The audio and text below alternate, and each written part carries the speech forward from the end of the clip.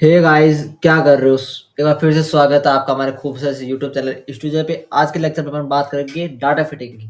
Data fitting लेने काफी easy topic है। ये आप चीज जानते हो और आप अभी आपको पढ़ा होगा, उसके बाद आप समझ जाओगे इजी है कि हार्ड है। आप खुद को पता चल जाएगा इजी है कि हार्ड है। ठीक है, तो बिना किसी देरी के स्टार्ट करते हैं डाटा फिटिंग। सो आप डाटा फिटिंग समझने के लिए मैं आपको एक क्वेश्चन देता हूँ। क्वेश्चन से अपन समझेंगे डाटा फिटिंग क्या है, आप कैसे करते हैं।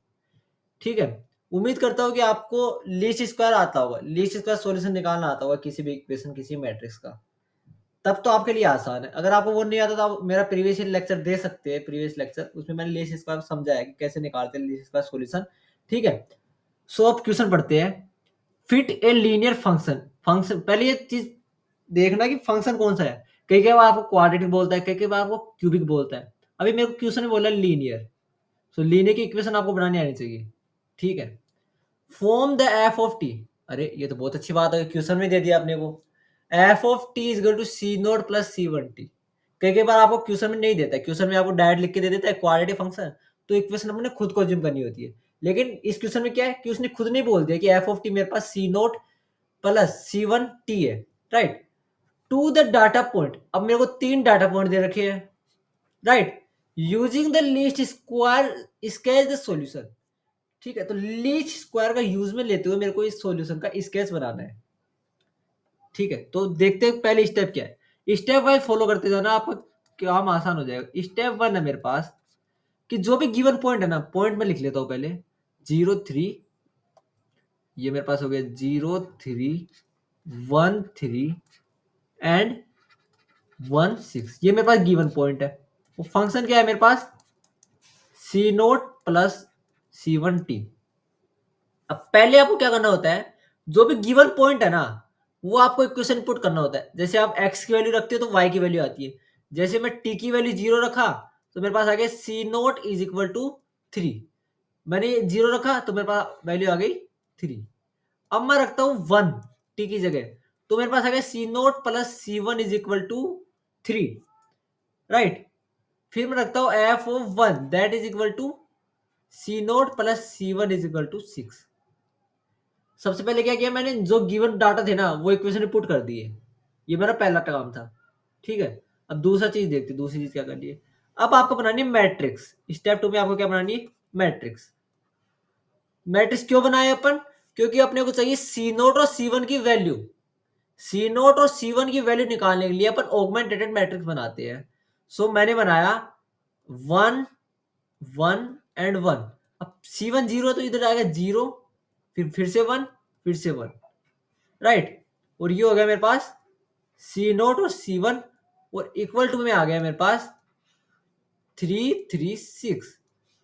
राइट। तो ये मेरे पास देखो, ध्यान से देखना इसको। ये मेरे पास बन गया ए मैट्रिक्स। ये मेरे पास क्या बन गई? ए मैट्रिक्स। इसको मान लेता हूं सी स्टार। जो अपन सी स्टार क्या है? Least square solution. C star मेरे पास लीस्ट स्क्वायर सॉल्यूशन। और ये मेरे पास आ गया बी वेक्टर। राइट। अब आपने एक चीज पढ़ी होगी, क्या?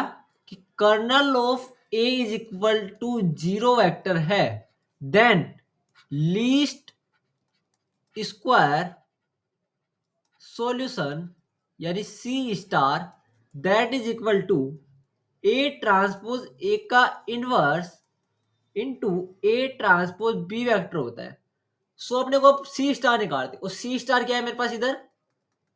सी नोट और सी वन है। सी स्टार क्या है मेरे पास इधर? सी नोट और सी वन है। तो चलिए अपन ये निकालते हैं। सो मैं लिखता हूँ ए ट्रांसपोज लिखता हूँ। सो ए ट्रांसपोज मेरे पास आ जाएगी 1 1 1 0 1 एंड 1 मल्टीप्लाई बाई 1 1 1 0 1 1 का इनवर्स। इसका इनवर्स किया, फिर से ट्रांसफर लिखते 1 1 1 0 1 1, और फिर इधर लिखेंगे अपन बी वेक्टर। बी वेक्टर मेरे पास क्या है? 3 3 और 6। अब अपने कुछ नहीं करना, अपने को बस इस इक्वेशन को सोल्व करना है और अपने पास सी स्टार आ जाएगा। राइट। तो चलिए इस इक्वेशन को सोल्व करते हैं। सो बेसिकली मैं इन दोनों को मल्टीप्लाई करता हूँ। इन दोनों को मल्टीप्लाई किया तो मेरे पास निकल के आया 3 2 2 3 का इनवर्स, और बाहर वाला एज इट इज, बाहर वाले को मैंने एज इट इज रखा, राइट। सो ये हो गया 3 3 6। अब अगली स्लाइड में चलते हैं अपन। सो मेरे पास क्या आया, 3 2 2 3 का इनवर्स, राइट। तो अब इसका इनवर्स करते हैं। इसका इनवर्स क्या हो जाएगा मेरे पास, इसका इनवर्स हो जाएगा, इसका डिटरमिनेंट कितना आया, 9 माइनस 4 यानी 1/5। और इन दोनों को इंटरचेंज करना है, इन दोनों को इंटरचेंज करते हैं तो क्या 3 3, और इन दोनों का साइन अपोजिट करना है। सो मेरे पास इनवर्स आया। सो मेरे पास इक्वेशन, नई इक्वेशन क्या बनी, 3/5 माइनस 2/5 माइनस 2/5 और 3/5। बट ए ट्रांसपोज उधर एज इट इज था, तो ये हो गया 1 1 1 0 1 एंड 1, और ये हो गया मेरे पास बी वेक्टर, राइट।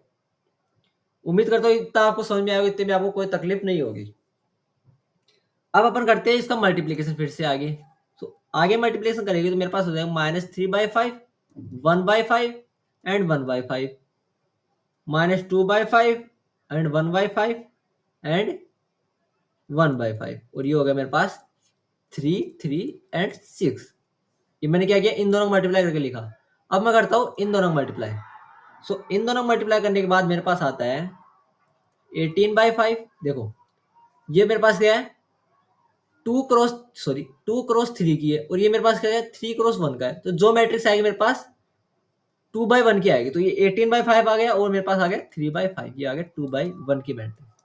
सो मेरे पास आ गया कि सी स्टार मेरे पास क्या आ गया, सी स्टार मेरे पास आ गया 18/5 एंड 3/5, राइट।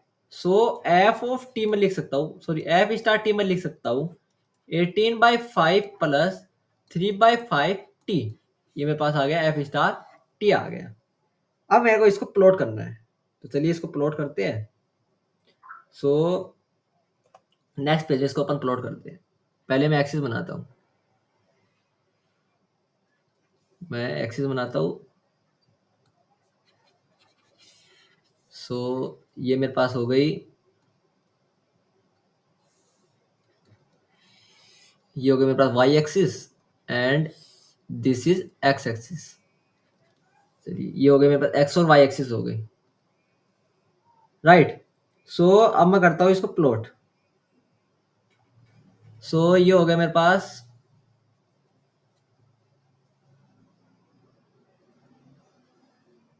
इसकी इक्वेशन मेरे पास कुछ इस प्रकार बनेगी।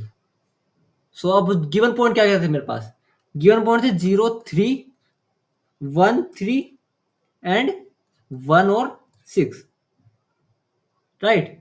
सो 0, ये 0 3 से पास नहीं होगी, तो ये वाला पॉइंट हो जाएगा मेरे पास 0,3, कुछ इधर ही कुछ मेरे पास आएगा 1,3 आएगा इधर ही कुछ, राइट। और इधर मेरे पास आएगा 1,6, और ये वाली किसकी लाइन हो गई एफ स्टार टी, ये मेरे पास लाइन हो गई 18/5 प्लस 3/5 ऑफ टी, राइट।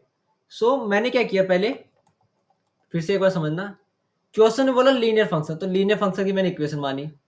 ये अपने एडवांटेज था कि ये अपने को क्वेश्चन में गिवन थी इक्वेशन, ने अपन खुद भी लिख सकते हैं। फिर मैंने पॉइंट्स गिवन थे, तो पॉइंट्स को मैंने पहले स्टेप में क्या किया, पुट किया। पॉइंट्स को मैंने इक्वेशन के अंदर पुट्स किया, राइट। फिर मैंने इसकी मैट्रिक्स बनाई, फिर मैंने क्या निकाला, लीस्ट स्क्वायर सॉल्यूशन निकाला। फिर मेरे पास ये आ गया सी स्टार आ गया मेरे पास। फिर सी स्टार आ गया जैसे मेरे पास, तो मैंने एफ स्टार टी लिख दिया। फिर मैंने एफ स्टार टी की इक्वेशन बना दी और इसमें पॉइंट्स पुट कर दिए, राइट।